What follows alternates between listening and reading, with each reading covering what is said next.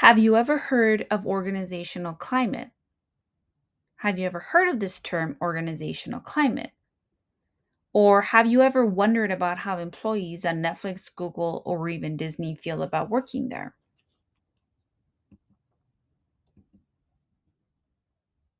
Well, psychologists in and around the 1930s had similar thoughts. More specifically, they began to examine the conditions that influence behavior among members of groups. Psychologists Kurt Lewin, Ronald Lipp, and Ralph K. White looked deeper into this question. And more specifically, they looked at under what conditions do members of a group rebel against authority. In their first set of experiments, Lewin and his colleagues formed two groups of 10-year-old boys.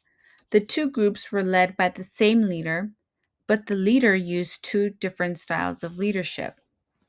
The two groups engaged in theatrical mask making activities. However, observations among the two groups showed that there was a significant decline of chatter, cooperation, and smiling among the group managed with autocratic leadership versus the group managed in accordance with democratic techniques.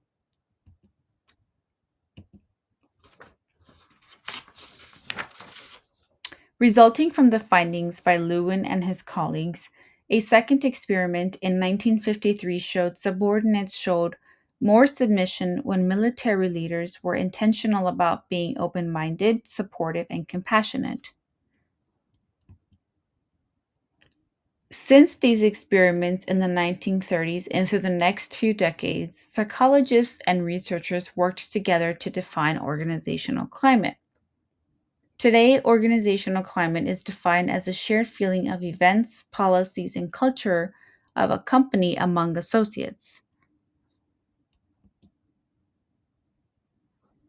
Not only is it important to have a supportive organizational climate to counter the negatively oriented results such as employee turnover, but also to understand human resource development for performance among employees.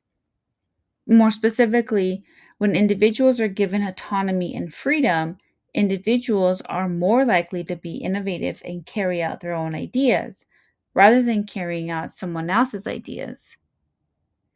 Organizations who are positive and supportive achieve greater levels of success.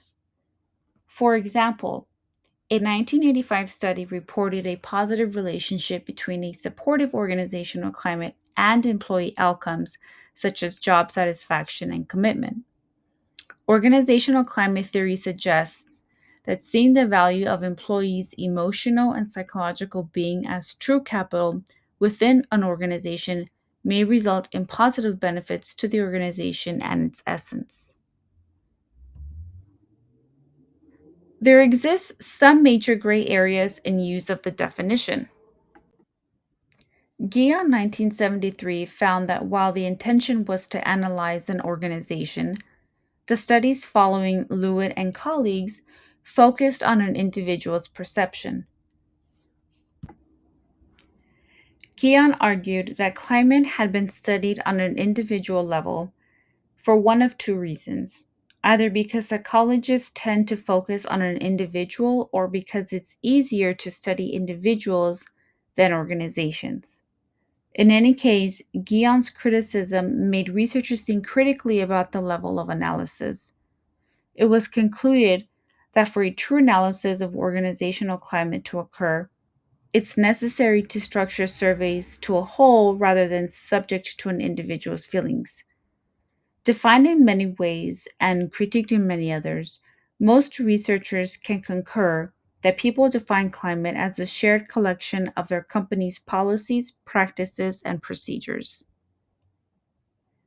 As we conclude this presentation, take a moment to think about your own personal experiences.